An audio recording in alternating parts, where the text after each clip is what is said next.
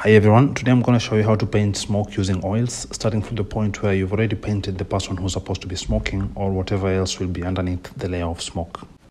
After making sure the painting so far is dry, which in my case usually takes about 3 days, it's now safe to start mixing the colors that are going to form the smoke. But first I'm going to describe the best brushes for this kind of job, and believe it or not, old or used brushes are best for painting smoke.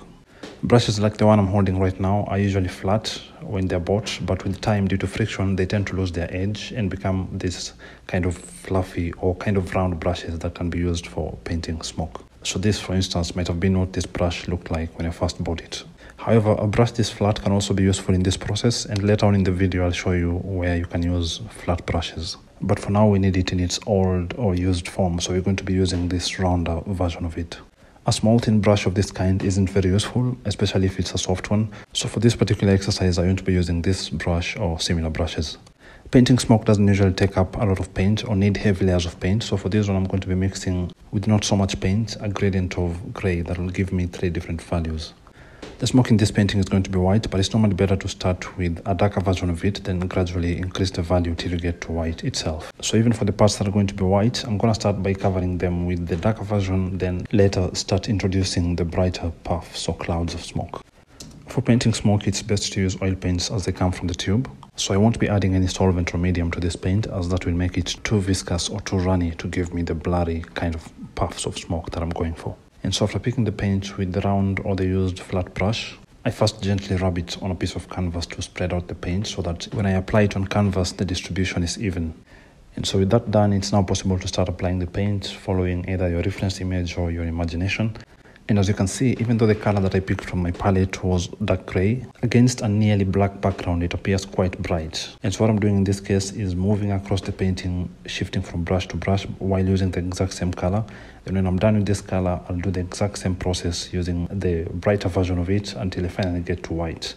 Other times, if I want the smoke to appear as though it's coming from behind this person's hand or the cigar or whatever else you're painting, even if it's a house or a chimney, you can paint the smoke such that it overlaps that item, or in this case, it overlaps the hand. Then later on, I'll come back and paint the hand on top of the smoke so that the smoke behind his hand doesn't look like it has a clear edge, whereby it leaves this unrealistic margin along the edge of whatever you're trying to avoid painting over. Another option is to just paint the smoke that's behind the hand before you even start painting the hand itself. And after working on this for a few minutes, we now have a painting whereby this person looks like he's actually smoking.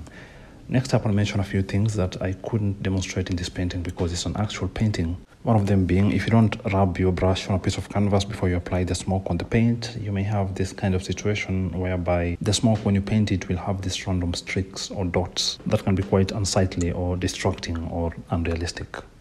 There's a more controlled way to achieve this effect if that's what you're going for, and this is one of those cases where the new flat brushes can come in handy. As you can see, the difference between these two is quite massive, even though they were both flat brushes when I bought them. But in any case, the new or the kind of sharp-edged flat brushes will give you the streaks that we accidentally achieved with the bad example in the middle, but in this case, they will be controlled and intentional. Now I'm going to talk about what to do when you make a mistake when painting smoke. Let's say I'm painting this cloud of smoke, and this thing that I just did here, this puff of smoke, wasn't meant to be here. Normally, if I'm painting something like a line with a thin brush, and there's something I'd like to undo, I'll load another brush with solvent or cleaning medium, and the one I'm using in this case is kerosene. Wipe it on a piece of canvas, then use that to rub off or to erase the mistake I just made on canvas. And whereas with lines, this normally works just fine most of the time, with smoke we don't have this option, because when you try to rub off a mistake that you made when painting smoke with the same process, this is what happens. The brush will only end up smearing solvent all over, and no amount of smoothing will successfully hide or mask that correction you're trying to make. So when you make such a mistake when painting smoke, it's better to try and roll with it and try to make it look like part of the painting, or rather as intentional as possible. So if this was a mistake, for instance, I'll just keep on painting and just hope that no one notices. I mean, the only people who will know are the people who would go out of their way to compare the painting with the reference image. But most of the time, if you just make it look like part of the painting, you will either get away with it, or it could end up being an unexpectedly pleasant result. So those are my 2 cents on painting smoke. I hope this helped, and till next time, thanks for watching.